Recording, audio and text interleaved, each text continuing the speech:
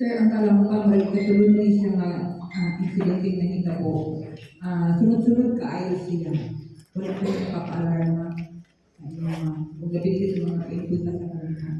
Those three incidents does not reflect the entire peace and order situation of Kalamba. In fact, the first incident is nasolve na natin.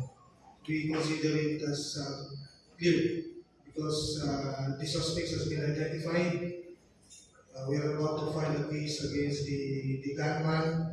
So that's one breakthrough na nagawa ng ating kapulisan as far as the incidents in Calamba is concerned. Okay, sir. Good morning. Judah Marina from the XTV. Sa kasayang na ito, sir, wala pa may ipagawas na reward o kinsa ang makatundo sa maong suspect at labi na sa ato ang gobyerno sa Misamis Occidental. Wala pa may ipagawas na reward aron matagata o justisya ang kamatayon sa usa ka podcaster. Makakatulong talaga yung reward, no? So the SITG, Johnny Walker, may be recommending that option also to encourage the public to cooperate in giving information that would help the investigators in locating them and identifying them. Sa kasayang na ito, sir, doon ay picture sa ining lookout. Kini i-identify, dili ba ni taga Misamis Occidental kini nasa picture karon nga naa mo sa among aturan.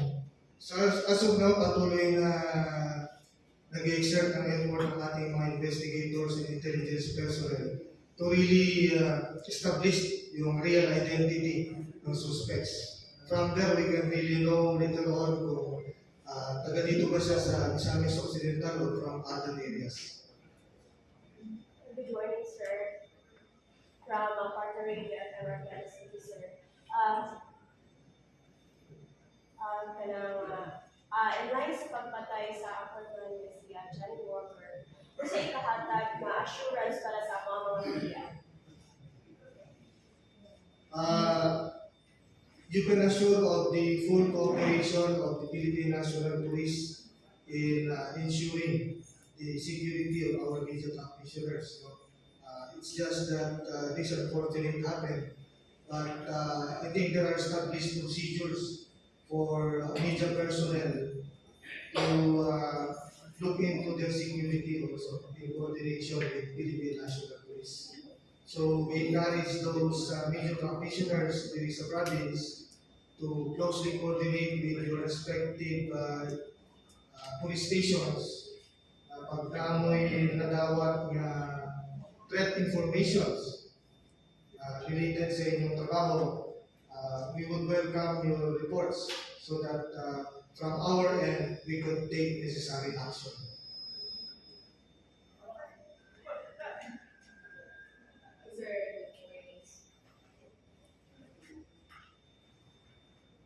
This is Joanne, President of Beta Community Channel.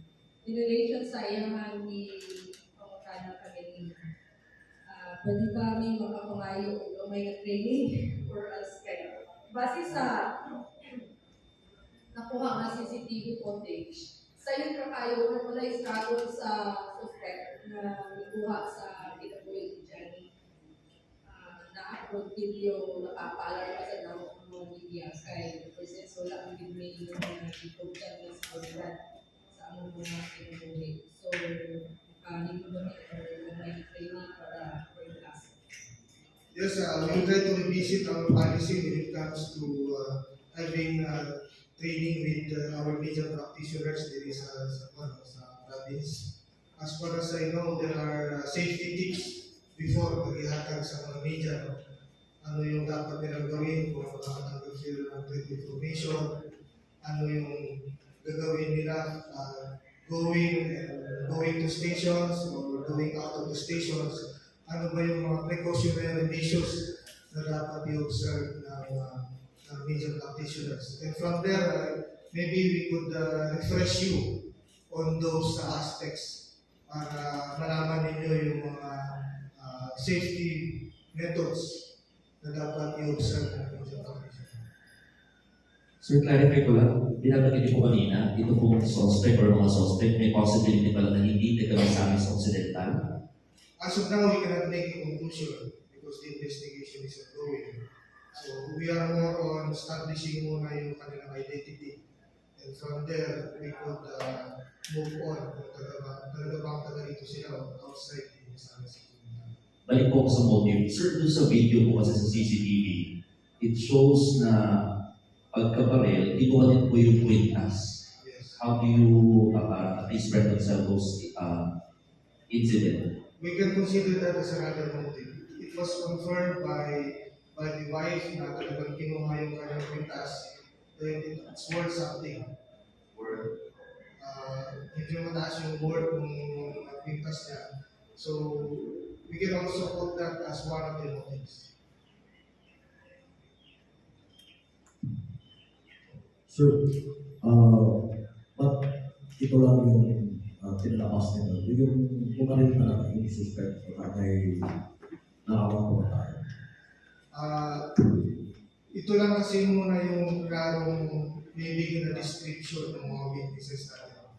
So, as we enhance the CCTV footages, hopefully later on, we can also show similar composite skills of other suspects. Okay, so, na-establish talaga, ilan, dalawa lang ba sila yung Nakapasok sa compound. nakapasok? Wala na lang yung na-establish yun. Correct. May lockout ba, may pag-lockout, gano'n po ba, may gano'n na. Yes, dalawa yung nakita natin sa compound, but meron pa tayong kinoconsider na isang kasama nila sa labas. Good morning, sir. So as of this time, wala pa akong update kung wala bang na-establish na number of suspects, their whereabouts, or saan sila galing. We can confirm 3 based on the investigation, based on the CCTV footages, based on the accounts of witnesses.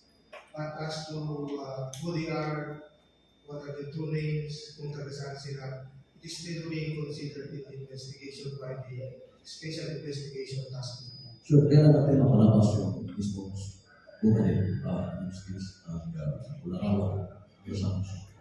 Every best effort is being exerted by the Special Investigation Task Force para ma-establish yung kanilang identity.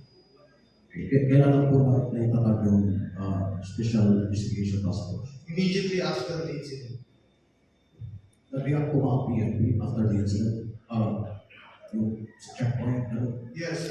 It's been on our SOP to conduct drug-net operations, strengthen our security coverage dito sa probinsya, including the deployment of our intelligence personnel para ma-prevent yung ganitong incidents at the same time possibly ma-intercept yung mga suspects.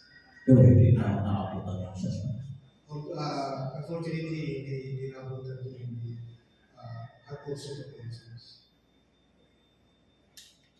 Sir, base sa picture sa suspect, wala kayo nakailang na tagapalamnan siya or isa din sa nakailang na-trace na taga-Misamis Occidental siya?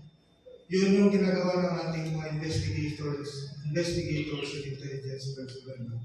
With this picture, with these composite skills, yan yung pinapakita nila doon sa kanilang mga assets and informants in different barangays of Tanampa. So, as of this moment, hindi ko lang siya na-identify. Wala pa. Sir, good morning. Our report is Benedict of Misamis Observer. Can you confirm or deny na dito po sa probinsya meron pang gun for head groups? Sabi kasi, mura-mura lang, 5,000 pesos, pwede na. Yayariin nila. Tapos, sino 5,000 pa nangyayari na. Kailan ka totoo po yun? Base sa ating records with the Police Provincial Office, there is no known organized crime group in the province. Sa ngayon po. Sa ngayon. So we consider this as a motivated attacks, personal in nature. So it will be may take quite time to really establish yung kanilang mga identities. But the task group is doing its best to fast track yung pag-solve ng case. Follow-up lang po, sir, kasi kahapon, mention na ni sa isang TV station, national, mayroong nakaaway si John Walker before review sa pagkasalan niya. Yes, that's why as we have said, medyo tinitignan natin yung angulo ng personal yung motive. But we cannot really expound the details of the motive or the heated argument between the suspect or between the victim and the other party, so as not to preempt the investigation. So kaya tayo walikuha na sir. Kumpleto ang detalye, determine natin kung sino yung pumatay, sino yung behind the kay.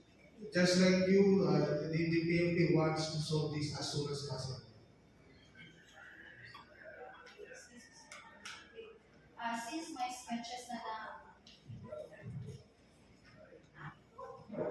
my sketches na lumabas, sir, can you give us an assurance that as soon as madagpan ang mga suspects, as media personality, medyo nakadlog po kay there are different angles mo na ginagawa, so makahatag ang assurance sa mga nga as soon as madagpan ang mga suspects, ani nga shooting incident. It would be really difficult to put a time frame, but the Special Investigative Task Group is exerting all possible efforts, our best efforts, to really solve this incident. Thank you, sir.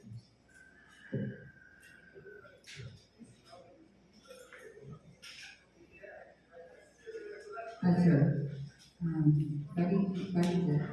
Sir, ang pangumusta mo, gawas na ni King Jan, sir. Pangumusta mo na mo ang insidente sa pagkakamumban ko o sa katupang near yun na paglabay ko na naman. Say update ito. Doon na ba po'y na nahibawan mo o yun na yung nakita ng mga suspect yan?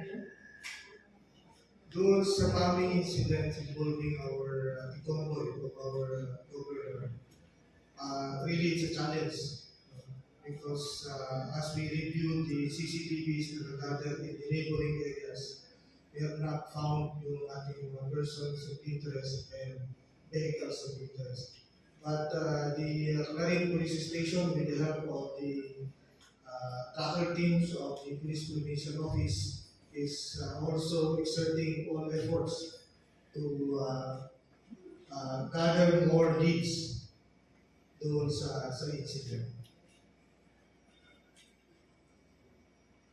Doon sa kang near Villanueva, sir, kumusta niyo?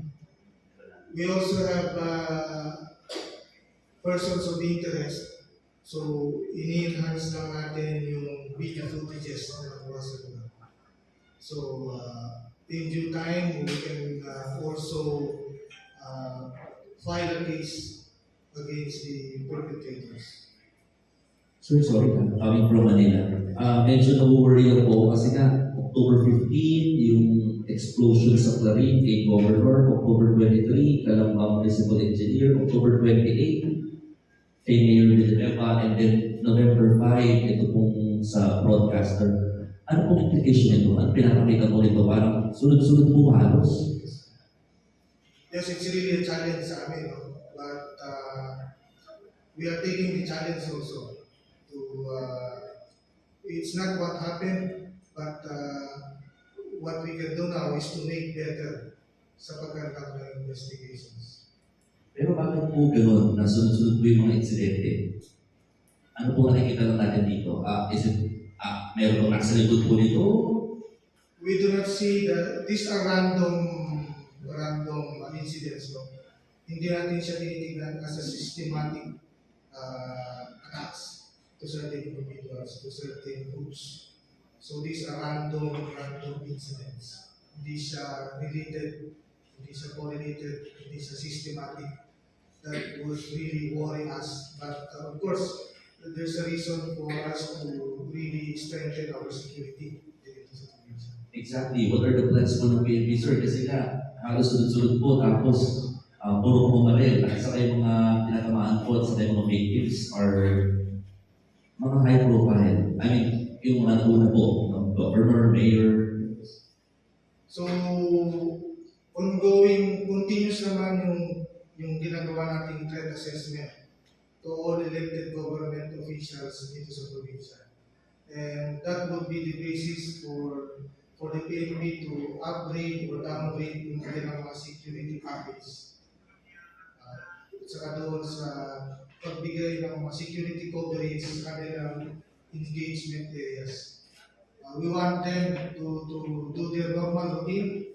So what we can do is to strengthen yung kanilang security coverage para magampanan pa rin ang ating mga governor and mayors yung kanilang obligations sa kanilang mga constituents. Okay, pero sana meron din konti, ano po, on the provincial side. Sir, mabalik lang po ako dito sa victim. Ano po bang klase siyang comment? Commentarista po ba ito? O sabi niyo po kasi kanina, it might be related also to his job. It's one of the motive na tinitignan natin. But based on our investigation, hindi naman siya yung hard-hitting newscaster or broadcaster. So ang platform ng kanyang program is more on public service, more on advertisements, businesses. So yun yung mga clients na. So in fact, during the shooting incident, ang ginagawa niya is more on greetings lang siya. Nasa greetings lang siya. So as we coordinate with the family, wala naman siyang mga critical issues or sensitive issues na tinatakal in his review. Okay, sir. Sir, tungkol po sa roadside bombing sa crime, i-consider po ba kasi yung ginamit is cellphone dito ng bank, na-i-consider po ba yung cellphone na tumawag during that time sa pagtutok ng isa improvised explosive device? Yes, base doon sa report ng ating provincial explosives unit, the IED use was triggered by the cell phone. So we're now enlisting the assistance of our technical people sa PNP to help us identify yung cell phone numbers or some technical aspect ng IED that would give us more leads doon sa incident. Okay, so hanggang ngayon hindi pa ma-determine ilan ang cellphone na tumawag during that time? Hindi pa rin. Okay, sir. Ilan tama ni Johnny Walker, sir, then anong baril ang ginagamit sa baril niya? Isa lang yung tumama sa kanya dito sa baba ng bibig. Nag-exit dito sa likod ng kanyang ulo. At base sa SOCO report, ang ginamit na baril is caliber 45. Sir, once again, as a person present sa Ozambis News Channel, balik na po kay Gov sa galing ng bombing. So, ang sulti na po karon na wala po yung update na klaro na mahatagal sa bombing kung sa'y motibo, minsan ng suspects ginagawa ng siya. What we can say is doon sa statements ng ating mga PNP personnel na naka-duty during the bombing incidents is that nireveal na nila yung number of people na nandun, suspicious persons, and the vehicles of interest. So yun yung tinututukan ng ating mga investigators. It's really a challenge because the IED was put in a place where there's no street lights, no CCTV footages nearby. So it's becoming a challenge to our investigators. Okay, sir. Sa pagparin ng ating kami kasama na regional professor, ano po ba yung sa kapulisan para maprotektahan ang sektor ng media? Kasi mga dalawang cases na ito yung kay doon kay si Lansada at saka ngayon si Johnny Walker na. Ito lang. So, paano yung mapupuntahan yung sector na ganyan? As to the protection of media practitioners, the PNP can only do so much, no? Pero meron din kayong personal responsibility when it comes to your security. So you also have to be discerning dun sa mga kinocover ninyo, dun sa mga issues na tinatapin nyo during your program. Aware din kayo dun sa security threats sa inyo, tapos nire-report ninyo kaagad dun sa nearest police station so that the police stations will be made aware na mayroong threats sa inyo. And from there, that would be their basis to provide you the necessary security protection as you perform your job as broadcasters.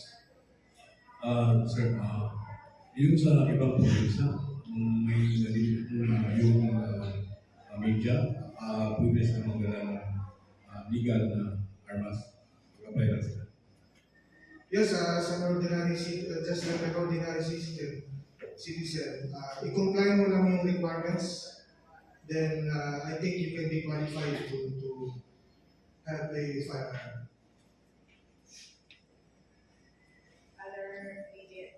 Other media practitioner na hindi pa naka-ask ng question.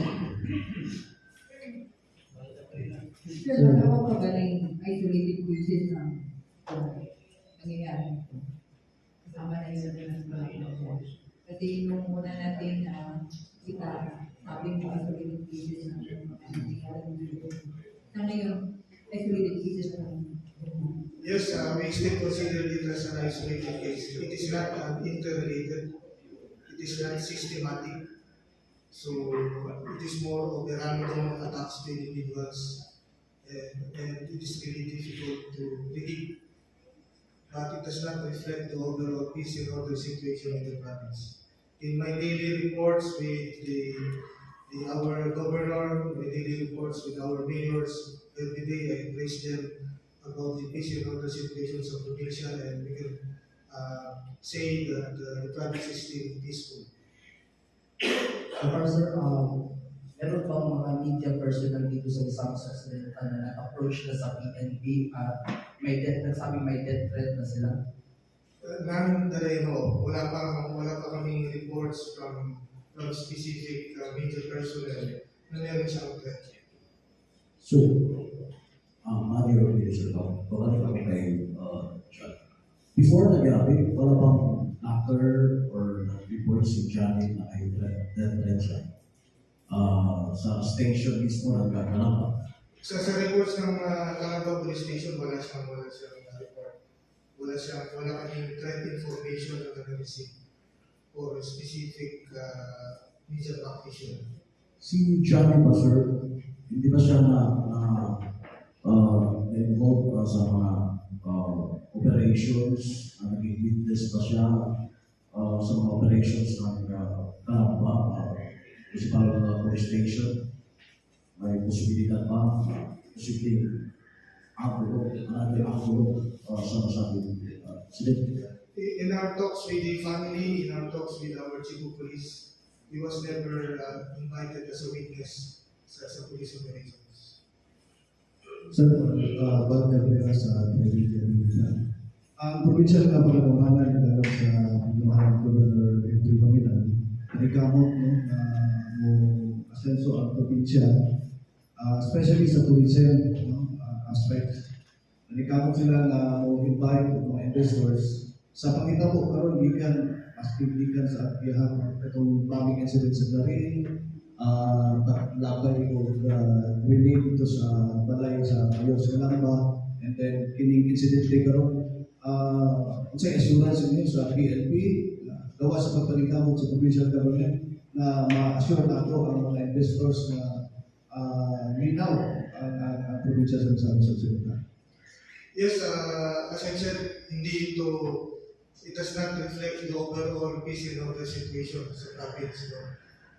These incidents, we consider it as isolated, hindi siya connected, hindi siya systematic.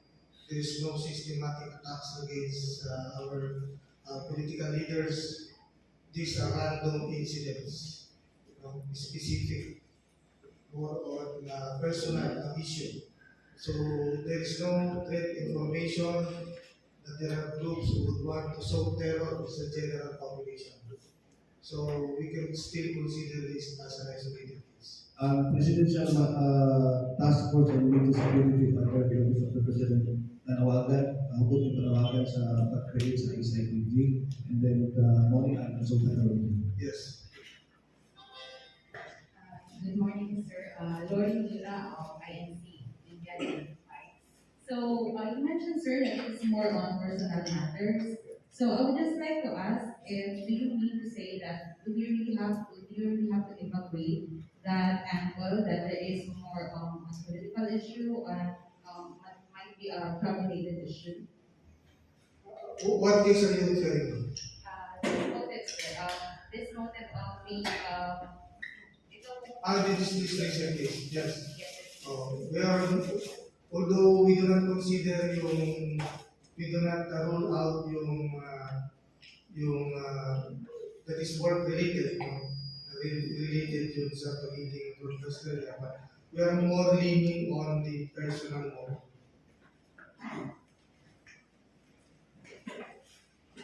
Sir, tatanong ko, di ba ito tumakbo sa barangay election si wala siya? Wala. Pero yung pamilya niya? We learned na yung isang anak niya is tumakbo as SK chairman. But he lost during the election.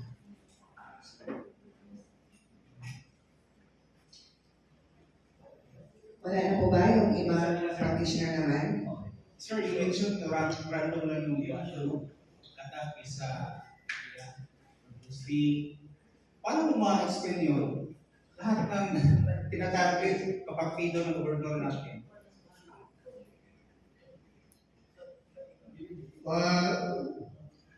Random in the sense na specific kasi yung persons that is being targeted, being attacked.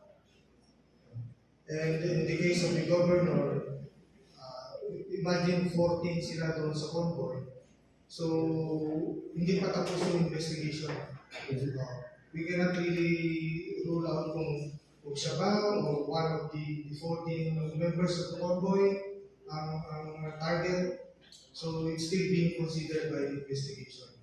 Everything will be concluded by the investigation. Kung sino ba talaga doon sa members of the convoy na the real target.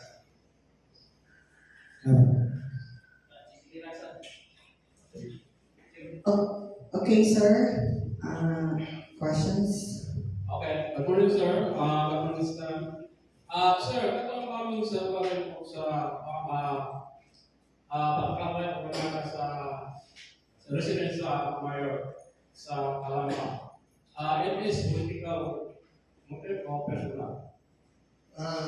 Ang tingin natin dyan is personal and political. Yun yung kinoconsider natin na motive. Asok na. Isa na sa amin. Sir, yung mukha ng one of the suspect, galing po kaya sa kuha ng CCTV? CCTV plus complemented by the accounts of the witnesses na nandun sa compound. So, combination ng CCTV footage and the accounts of the witnesses. So, may posibilidad na yan na suspect. Posibleng hindi galing dito sa probinsya natin. Baka hire lang ba yan? Kasi hanggang ngayon, hindi pa yung na-identify yung name, yung other personal circumstances sa suspect.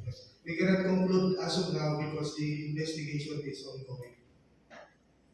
Sir, tatanong ko na, sir, may angulo po ba tayo kay Johnny Walker sa triangle na natulugan natin? May posibilidad po ba? So as of now, hindi pa natin, everything is being considered. No? Yung sa kanyang personal buhay at saka sa kanyang trabaho. Everything is being considered, all aspects, all angles is being considered by the Special Investigation Task Force. May time frame po ba tayo? Kailan natin masunod? As I said, it would be difficult to put a time frame, but the PNP wants it solved as soon as possible. Yung sa IDG, ano po nag-involve yung mga agency? Si IDG, PNP? Sa IDG, yung ating forensic unit, police intelligence unit of the PPO, the Calamba Police Station, and group of investigators dedicated for this case only. Kung may bago pong update, pwede po kayo i-update sa media, mismo sa media. Yes, sir, we will assure the media and the public that we will be open for any progress of this investigation. Sir, one last question, sir. Thank you, may partner. Will it skip other media personalities na magkapunta na? Last two. Last two questions, sir. Last sa mga sir. Tanang ko update sa motos na ipinasulit sa Ambo. Saan ang update sa kaya ito ba ang CRDG? The case is already at the hands of the Criminal Investigation and Direction Group. And as I know, they also have an update or progress to sa kanilang investigation, and definitely in due time, they will also release it to the public.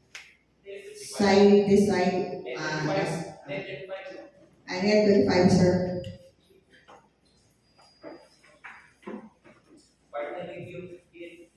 And last partner review. Gaya ng nasabi nila sir na personal yung pagka-patay kay Johnny Walker, wala po bang sumagi man lang sa isip nyo na merong malaking tao sa likod ng pagpatay kay Johnny Walker? Gaya po ng nasabi ko, lahat ng anggulo ay tinitingnan natin, lahat ng motibo ay tinitingnan natin. So, yun ay makukonklud sa ating pag-iimbestiga. Kung meron pang ibang motibo, meron pang ibang tao sa likod sa kanyang pagpatay. Yes, partner review, sir. Okay na, sir. Sir, last question, sir. Yes, sir. Yeah. Partner review. Yes, sir. Yes, sir. Yung the one yung... Yes, sir. Okay, good morning. Sir, naman tayo initial na suspect na kung tutukan karoon. Kumusta naman sir, kaya na itong ditutukan karoon, mas dali ba ang nasa PNP o tutukan sa sangpit na pagpusil ni Johnny Walker?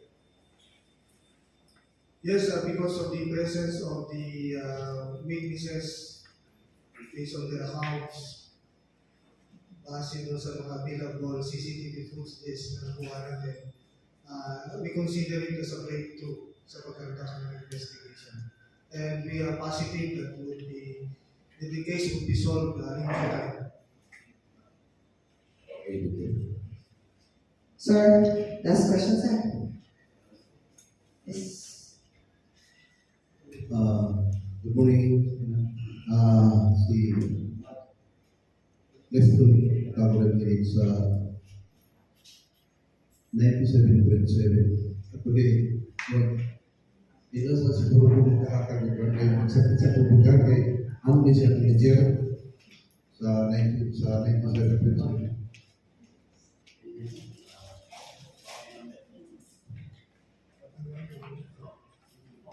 Sir, Cadet, pardon, sir. Thank you, sir. Manager, ako na lang, ang tanong lang kung anong mga insidente sa Calamba na ito, wala ko mo'y nakita kung sino sa area, anong nakita mga insidente na nagsunod-sunod ulit na po. Calamba. As of now, we don't see it, sabi ko nga, we don't see it as a connected. We don't see it as connected and systematic. We consider it as isolated case. In fact, of the 3 cases na Kalamba na solved na nato, we consider it as solved because we are about to file the case as gunman. It has been identified by the victim and witnesses. So we can now focus on 2 other cases. And makita naman natin yung progress with the latest one. Okay, sir.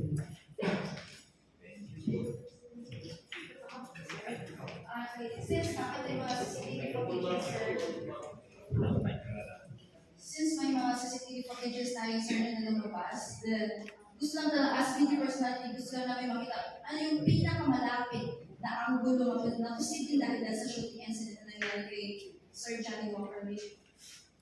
Yes, yun nga, ang sabi ko is we don't discount the possibility na work-related, but we are more leaning on the personal motive based on the accounts of the witnesses, either the immediate family of the victim. Thank you, sir. Okay, sir.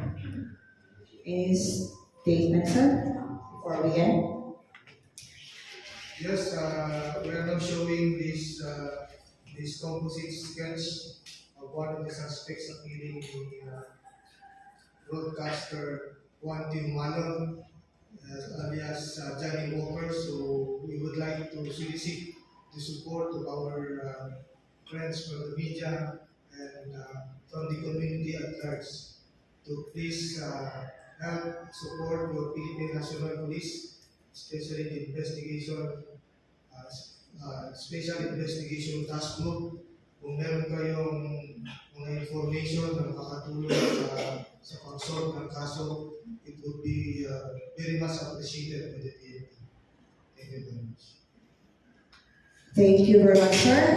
Our media partners, thank you for coming. That concludes our meeting for this afternoon.